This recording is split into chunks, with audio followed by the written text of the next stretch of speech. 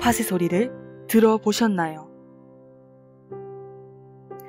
그러나 이스라엘 자손의 수가 바닷가에 모래같이 되어서 헤아릴 수도 없고 셀 수도 없을 것이며 전에 그들에게 이르기를 너희는 내 백성이 아니라 한 그곳에서 그들에게 이르기를 너희는 살아계신 하나님의 아들들이라 할 것이라. 호세아 1장 10절.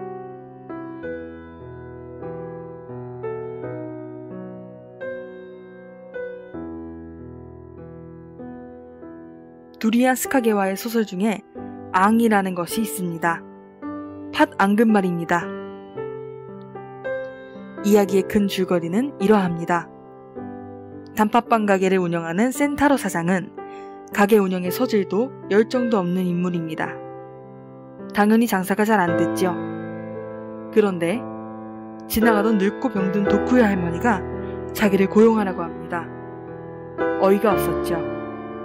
더구나 그 할머니는 얼굴에 나병을 앓은 흔적을 가지고 있었습니다. 먹는 장사인데 손님들이 즐거울 리가 없죠. 하지만 할머니는 자신있게 말합니다. 자신의 빵을 일단 먹어보고 말하라고요. 신기하죠? 분명 같은 재료인데 할머니의 단팥빵은 너무 맛났습니다. 손님들도 금세 알아차렸죠.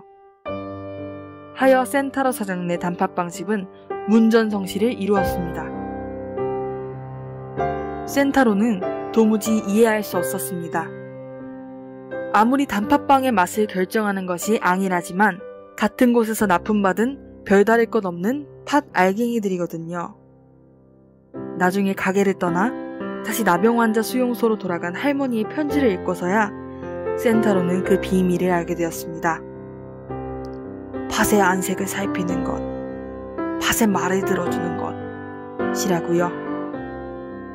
팥이 겪어온 비 오는 날과 맑은 날을 상상하고 어떤 바람에 맞으며 컸는지 그 여행 이야기를 들어주는 것이라고요.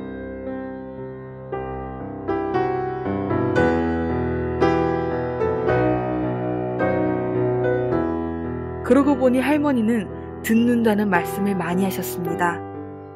센타로도 그리고 우리도 잘 못하는 행위죠.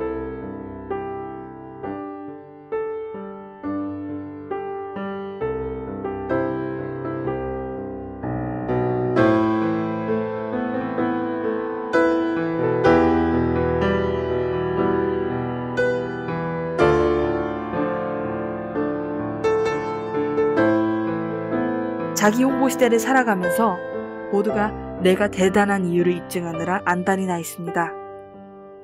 1등이 되는 것이 중요하고 주인공이 되는 일이 삶의 목표가 되었죠.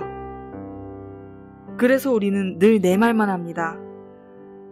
하지만 듣는 행위는 언제나 너를 전제로 합니다.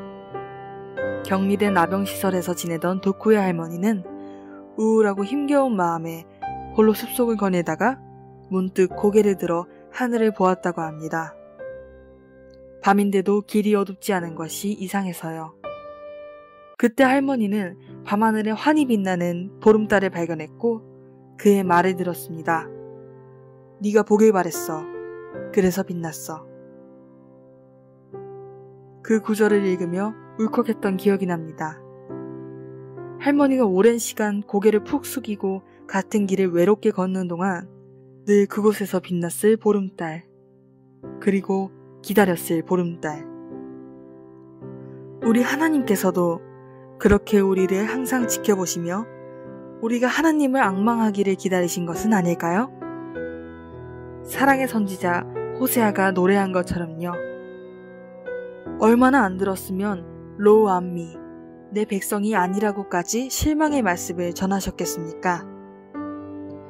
하지만 우리를 낳으신 하나님의 사랑은 결국 그렇게 기다리고 또 기다리시다가 우리에게로 내려오신 구원의 사건으로 기결되었죠. 주님, 당신께서 만드신 모든 존재가 언어를 가지고 있음을 하여 우리가 그 의미를 귀 기울여 들어야 함을 깨닫게 하소서. 예수님의 이름으로 기도합니다. 아멘.